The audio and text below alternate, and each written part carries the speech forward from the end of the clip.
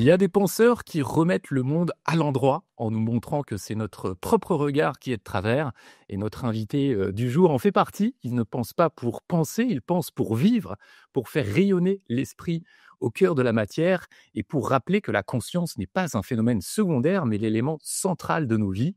Et dans son dernier livre, La vraie morale se moque de la morale, eh bien, il ne s'attaque pas seulement aux codes, aux conventions, il nous invite à revenir à l'essentiel, à l'expérience de la vie, à cette finesse qui se doit d'être révélée pour sublimer notre lien au monde.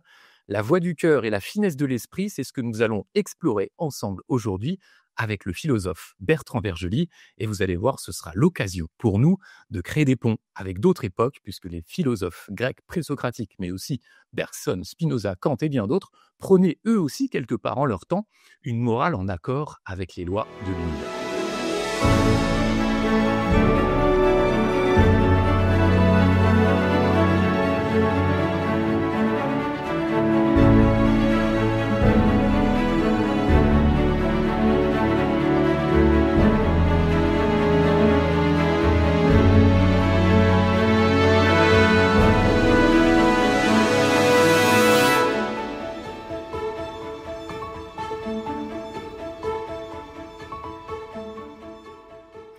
Bienvenue à la croisée des mondes, on parle des mystères de l'invisible et de spiritualité avec Inexploré.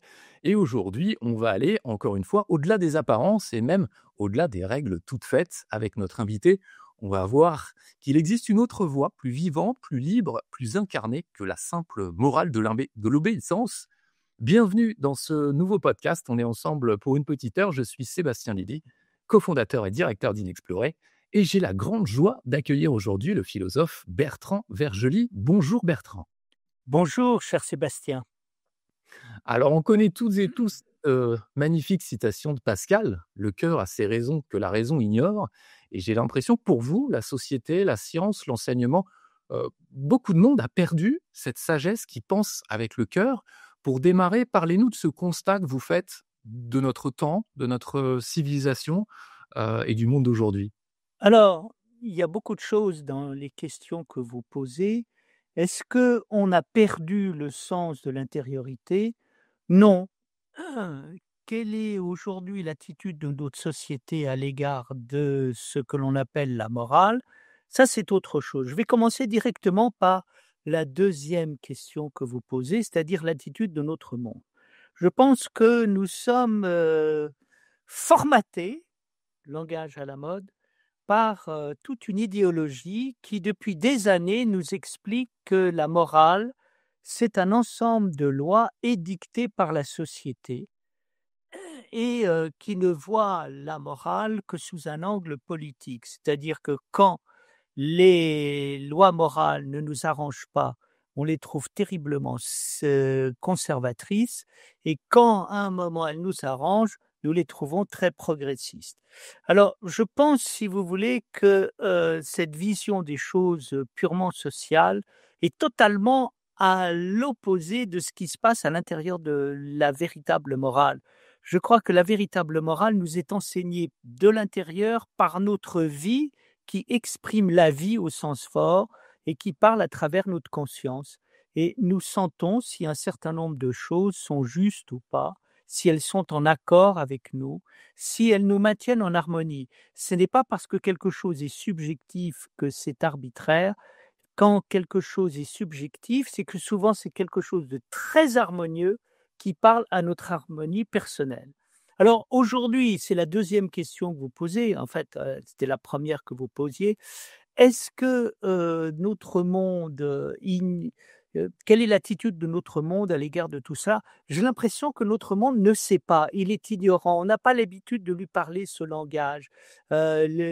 Si je parle ce langage, on me dira: «Ah, mais alors oui, la morale est quelque chose d'individuel ou de subjectif». Non, la morale n'est pas simplement quelque chose d'individuel ou subjectif, c'est quelque chose qui provient du centre de l'être et qui parle dans notre centre, dans une relation d'être à être. Voilà. Et donc, nous aurons l'occasion d'approfondir cette proposition que je délivre devant vous. Oui, parce que la morale, Mmh. pour nous tous, c'est ce qui vient séparer, le bien du mal, le juste de l'injuste et c'est vrai que dans une société où on entend tout et son contraire, on peut se sentir aussi un petit peu perdu.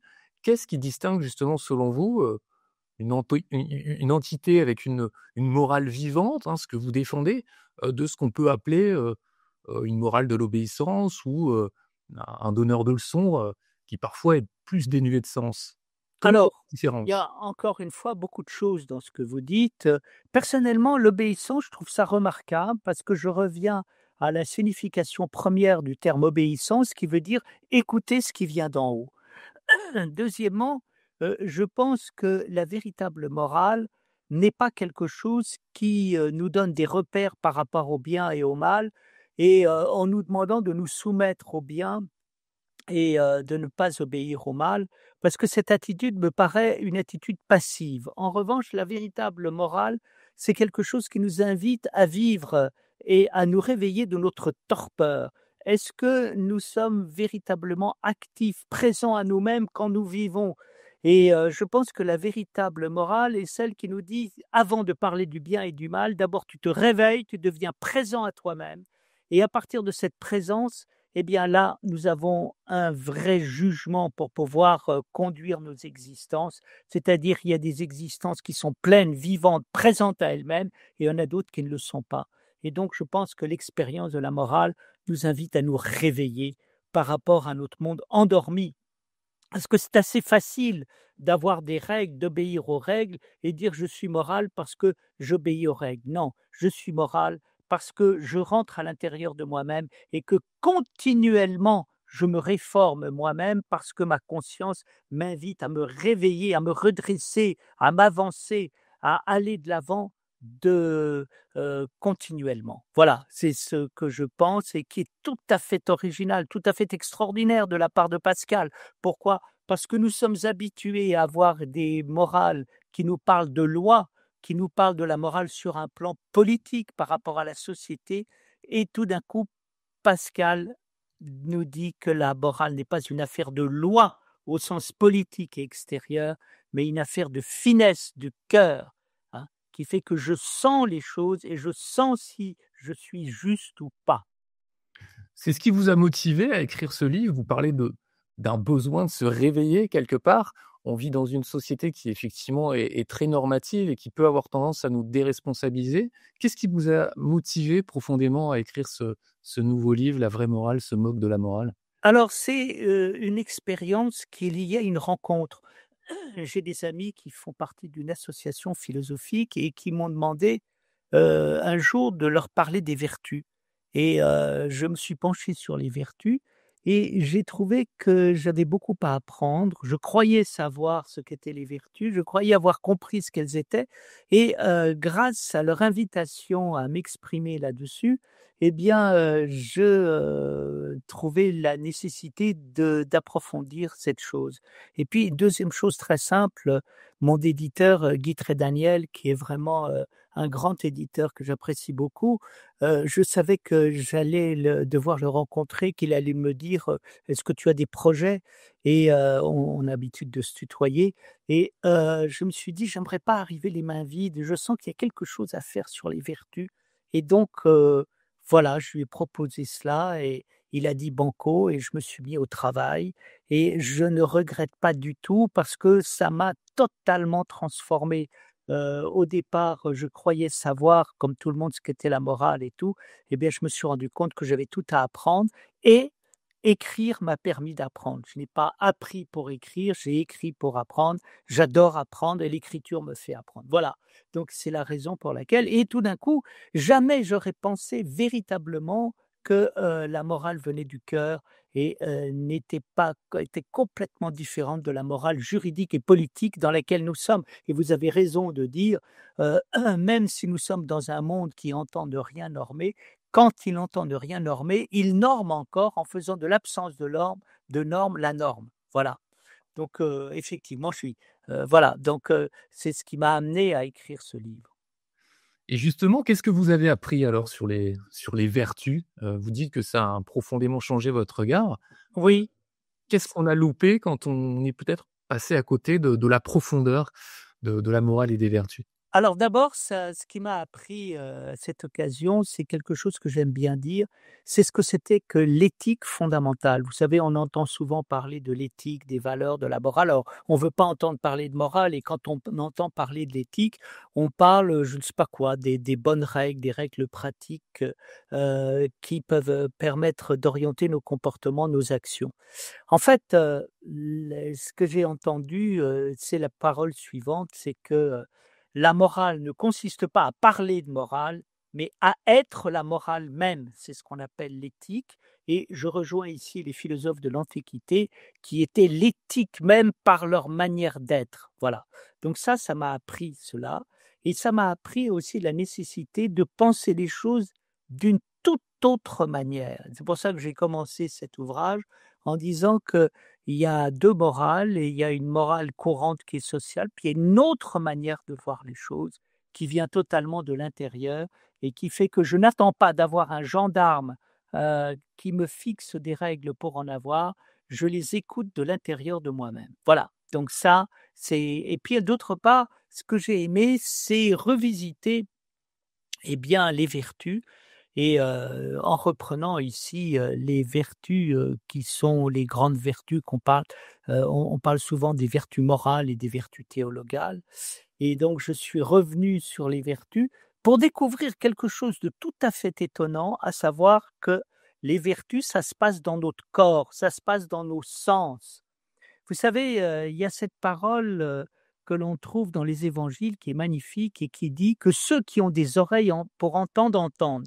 Et je me suis dit: «Tiens, si cette parole est dite, c'est qu'il faut des oreilles pour entendre, il faut des yeux pour voir, il faut un nez pour respirer, il faut une langue pour goûter, il faut des mains pour toucher» et je me suis dit: «Peut-être que c'est ça la morale». C'est-à-dire tu rentres dans ton corps, tu vis ce que tu vis, tu aimes vivre ce que tu vis et tu te laisses guider, inspirer par ce que tu sens et ce que tu vis à l'intérieur de toi et tout d'un coup, c'est ça qui devient morale et j'ai adoré cette morale et je me suis dit: «Tiens, personne ne me parle de la morale». Pourtant Nietzsche a essayé de parler de la morale du corps, pourtant on a essayé de parler de la morale du corps, mais quand on a parlé de la morale du corps, on a beaucoup parlé du plaisir sexuel en voyant en lui, le moteur de toute chose. Oui, le plaisir est important, oui, bien évidemment, la sexualité est merveilleuse quand on a la possibilité de la vivre harmonieusement, mais il faut aller beaucoup plus loin, il faut rentrer dans un sentir profondément, un sentir qui renvoie au sentir de l'homme transcendantal, vous voyez, de l'homme profond qui vit ce qu'il vit, qui aime ce qu'il aime, qui respire ce qu'il respire, qui goûte ce qu'il goûte. Et c'est ça qui m'apparaît extrêmement important. Et donc tout d'un coup, la grande découverte que j'ai faite, c'est que véritablement, il n'y avait pas plus intime que la morale et plus morale que l'intimité qui nous situe dans la finesse même de nos sensations et de notre corps.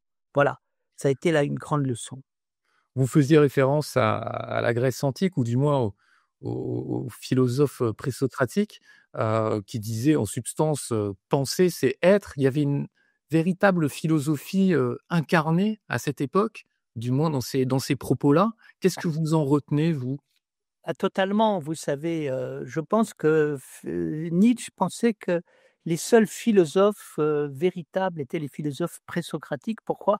Parce que c'était des philosophes qui vivaient la philosophie. Vous savez que Pierre Hadot dit la même chose, lorsque, il analyse, la morale antique, il dit et la sagesse et la philosophie, il disait: «Les philosophes antiques vivaient la philosophie». Je rajouterai quelque chose, les philosophes antiques vivaient non seulement la philosophie, mais ils la vivaient d'une manière divine. C'est-à-dire pour eux, le divin qui est l'absolu, la perfection, la beauté, l'idéal, faisait partie de leur existence et ce que je retiens, c'est qu'ils le vivaient totalement, hein et il n'y avait pas, et donc c'est la raison pour laquelle Parménide, que vous citez, dit: «Penser et être, c'est, exactement la même chose». C'est-à-dire quand je il y a quelque chose qui permet de comprendre le lien entre la pensée et l'être, c'est ce que les philosophes appellent l'autoréflexion, c'est-à-dire, le fait que la vie vit parce qu'elle vit la vie, donc la vie vit parce qu'elle réfléchit la vie et elle pense la vie et donc elle parce qu'elle pense, elle vit, parce qu'elle vit, elle pense, voilà et je pense que les philosophes grecs vivaient. la philosophie. Je pense que parfois, il y a eu des philosophes grecs au-delà de la Grèce, c'est-à-dire il y a eu, dans l'Empire romain des philosophes grecs, il y a eu dans le Moyen Âge chrétien des philosophes grecs. Il y a toujours des philosophes grecs, c'est-à-dire des philosophes qui vivent la philosophie. Dans le romantisme, on a affaire à des philosophes qui vivent la philosophie. Nietzsche vivait la philosophie et je pense qu'aujourd'hui, il y a certainement partout encore beaucoup de philosophes grecs. Ne pensons pas que les philosophes grecs sont morts, ils perdurent à travers des gens qui parfois n'ont pas le conscience d'être des philosophes grecs et pourtant ils vivent totalement la philosophie grecque et la philosophie à travers leur manière d'être. Vous parliez aussi d'une voie, presque transcendantale. C'est vrai que cette philosophie-là, elle répond à quelque chose que vous avez dit plus tôt, c'est-à-dire, heu, s'accorder avec l'harmonie finalement du monde et de l'univers. Il y a un besoin de justesse, de finesse. Hem, Comment on enseigne ça aux enfants? C'est vrai que nous, on a tendance à caricaturer, il y a le bien, il y a le mal. Là, on parle de quelque chose de subtil. Comment justement, s'éduquer à cette finesse de l'âme? Alors, vous parlez de beaucoup de choses, vous parlez, de la philosophie, de l'harmonie avec, l'univers et puis le fait de l'enseigner aux enfants. Le premier point, qui me paraît très important et vous avez raison de le souligner, c'est l'harmonie, la justesse. Je sens que si je suis en harmonie avec moi-même ou pas et qui est-ce qui me parle à partir de là? Ce qui me parle, c'est l'un, l'absolu, qui est le principe d'unité, fondamentale qui embrasse toute chose, qu'on peut appeler le principe créateur, le principe céleste.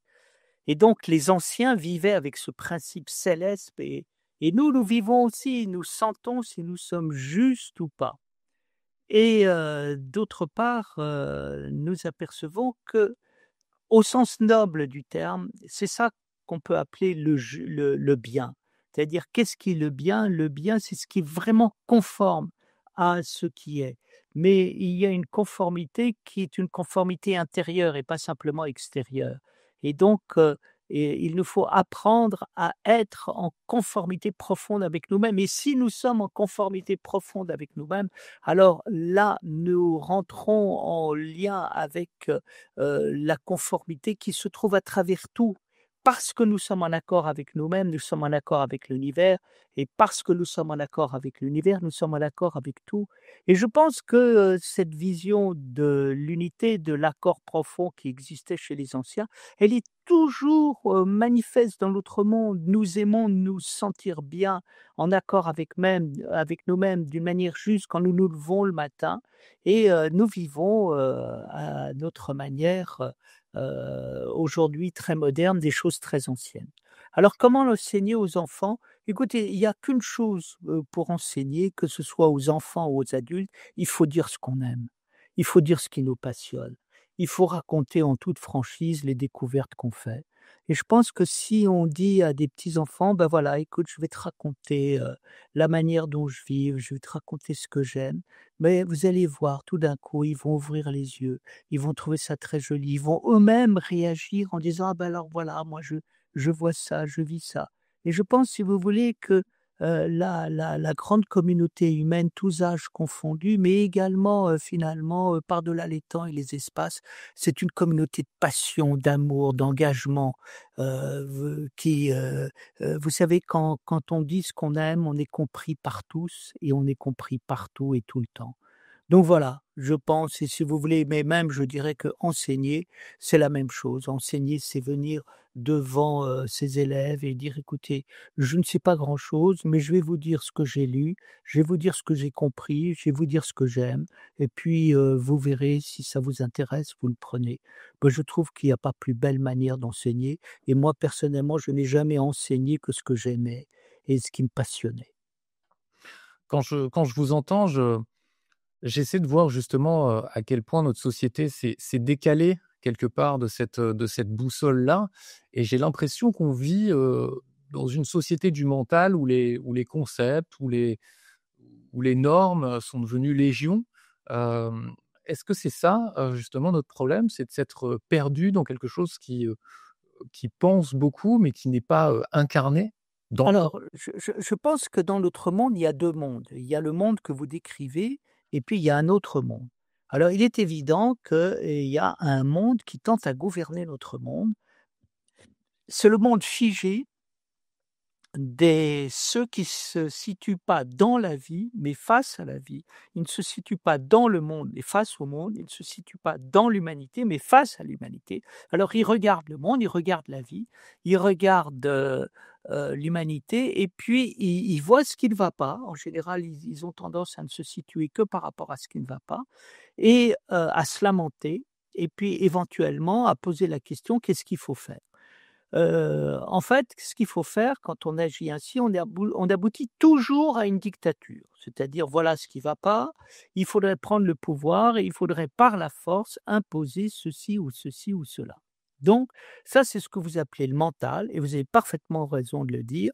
Ce mental a toujours été, critiqué, a toujours été remis en question par les sages disant: en gros, arrêtez de vivre dans la dualité, arrêtez de vivre face au monde, face à l'humanité, face à la vie. Vous êtes le monde, vous êtes l'humanité, vous êtes la vie et arrêtez de vous situer en dehors pour bâtir des schémas abstraits dans lesquels vous enfermez toute l'humanité, le monde et la vie et finalement vous aboutissez à des échecs. Mais heureusement, il faut savoir que dans notre monde, il y a aussi des tas de gens qui sont dans la vie, dans le monde, dans l'humanité, qui ne se situent pas par rapport à elle, qui ne veulent pas établir une dictature, mais qui vivent. Ils vivent des choses qu'ils aiment, ils vivent des choses avec perfection et ces êtres, partout où ils sont amènent sagesse, équilibre, responsabilité et le monde tient grâce à eux.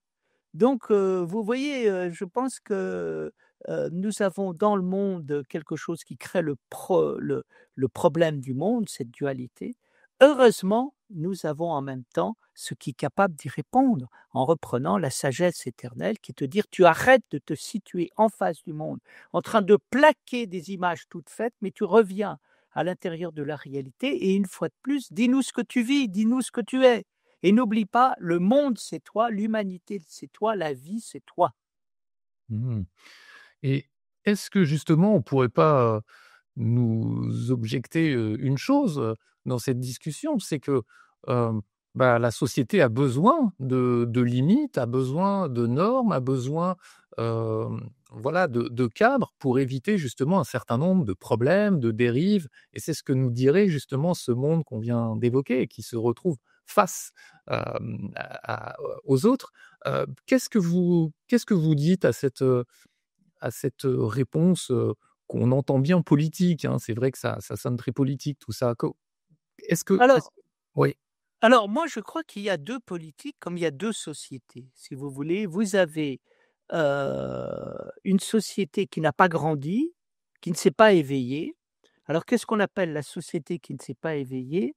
Ce ne sont pas des gens qui agissent par rapport à eux-mêmes pour se transformer, c'est ceux qui voient tout ce qui ne va pas à l'extérieur, qui critiquent tout ce qui ne va pas à l'extérieur et effectivement qui nous proposent une dictature, pour pouvoir, transformer le monde et le faire agir et dans lesquels effectivement, on a affaire au caractère pesant de la société. Mais d'autre part, je voudrais parler de ce qui va bien dans la société. Dans la société, il y a le plaisir de faire société, le plaisir de partager, beaucoup de choses avec des gens avec qui on s'entend. Par exemple, vous-même, autour de tout ce que vous faites, vous êtes en train de créer une société parce que vous avez un journal passionnant, vous avez des émissions passionnantes, vous avez une recherche passionnante et vous faites société avec des gens qui n'ont pas besoin de normes pour pouvoir être, régulés. Ils sont normés de l'intérieur. Pourquoi? Par, la passion, l'intérêt, et le sérieux et en même temps le plaisir de ce qu'ils vivent. Donc, si vous voulez, la difficulté de notre monde, c'est le fait que, nous avons une société qui n'est pas encore rentrée dans la vie et nous avons une société qui vit. Quel est le problème auquel nous avons affaire dans le monde? Dans le monde, nous avons affaire à des tas de gens qui arrivent dans le monde, qui découvrent le monde et qui doivent, grandir à l'intérieur du monde et puis, vous avez, ceux qui sont arrêtés de grandir. Et donc vous avez ce conflit à l'intérieur de la société et voilà, ce que je pense, c'est que, en vous rencontrant, en rencontrant des tas de gens qui sont ce que j'appelle des chercheurs de vérité, je trouve que j'ai trouvé une société qui s'est mise en marche, une société qui agit et cette société, elle est vivante. Cette société, elle est là. Il y a des tas de choses formidables qui existent dans le monde avec toutes sortes de personnes, magnifiques qui font tout vivre et c'est ça qui crée la complexité. C'est-à-dire qu'on aimerait, on aimerait que, la société vivante, eh bien, soit la seule société. Malheureusement, il y a la société qui ne vit pas et donc qu'est-ce qu'il faut? Il faut dire: «Bon, ben, il y a une société vivante, il y a une société qui ne vit pas. C'est pas parce que, il y a une société qui ne vit pas que, il y a pas de société vivante, mais malheureusement, il y a une société vivante, mais il faut savoir que cette société n'est pas reconnue et encore vécue par tous. Mais ne désespérons pas». Vous venez de profiter à l'instant de la première partie de cet entretien qui est disponible gratuitement sur YouTube et sur toutes les plateformes de podcast. Mais si vous êtes une exploratrice ou un explorateur digne de ce nom, embarquez avec nous dans l'aventure, abonnez-vous et vous allez profiter déjà de la suite de ce podcast. Mais en vous abonnant, vous allez pouvoir aussi aller plus loin et avoir accès à tous nos contenus chaque semaine, des podcasts, des documentaires, des reportages, des magazines. Vous profitez aussi de réductions assez incroyables sur nos odyssées, des parcours initiatiques multimédia. Et justement, la prochaine thématique est consacrée à l'amour. On a esquissé un petit peu ce nom, comment déployer cette force en soi et autour de soi. Allez voir sur notre site inexploré.com. Et dans la suite de cet entretien, eh bien, on se questionne. Et si la morale n'était pas qu'une affaire de règles, mais une manière de vibrer juste avec la vie, en conscience, avec le cœur, on continue notre formidable discussion avec le philosophe Bertrand Vergely. Abonnez-vous, on se retrouve dans un instant.